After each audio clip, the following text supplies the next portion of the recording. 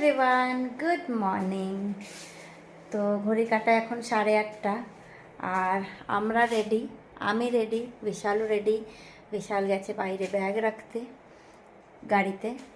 তো আজ আমাদের ট্রিপের লাস্ট ডে, এখানে আমাদের ট্রিপ এন্ড হচ্ছে।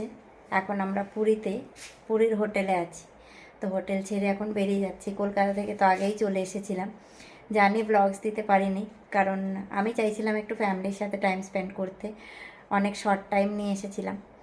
তো সমস্ত ভিডিওগুলো গ্যালারিতে পড়ে আছে, আমি নিশ্চয়ই আপলোড করব, সমস্ত ভিডিওই আপলোড করব, ব্লগস আসবে, শর্ট ব্লগস। তো এখন রেডি, বিশাল ব্যাগগুলো রেখে এলে তারপর আমিও আবার বেরোবো। আরও কিছু ব্যাগ আছে, সেগুলো নিয়ে বেরোতে হবে। আর এই হচ্ছে সমুদ্রটা দেখতে খুবই ভালো লাগছে। এখন সমুদ্রকে বাই বাই করে বেরিয়ে যেতে হবে। চলো তোমাদের দেখাই।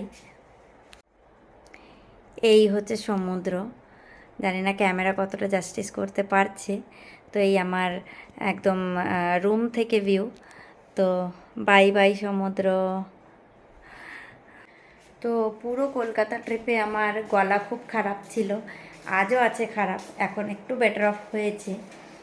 ভীষণ গলা খারাপ ছিল, কারণ কলকাতায় ভীষণ গরম, তার মধ্যে বাইরে যেখানেই ঘুরতে গেছি এসে এসিতে বসেছি গাড়িতে, তো সেইভাবেই গলা টলা খারাপ হয়ে গেছে। এখন মোটামুটি ঠিক আছে, খুব একটা ঠিক নয়, তবে ঠিক আছে মোটামুটি। আর দুজনেরই মন খুব খারাপ। কলকাতা থেকে আসার সময়ও ভীষণ মন খারাপ হয়েছে, সবাইকে ছেড়ে আসতে খুব কষ্ট হয়েছে। 8 বছর পর আমি কলকাতায় গিয়েছিলাম, সবার সাথে একটা সপ্তাহ ভীষণ ভালো কেটেছে, জানি না কীভাবে কেটে গেল। আমি এখনও মানে একটু ইমোশনাল হচ্ছি বলার সময়। তো সবাইকে ভীষণ মিস করছি। এখন এই চলে যাব, আবার একা জীবন শুরু হয়ে যাবে। তো এইভাবেই চলতে হবে, কাজ করতে হবে। তো মন খারাপ ভারী, কিন্তু কিছু করার নেই, the show must go on. তো চলো বেরোনো যাক, বিশাল চলে এসছে, বেরোনো যাক। আবার রাস্তায় তোমাদের সাথে কথা হচ্ছে।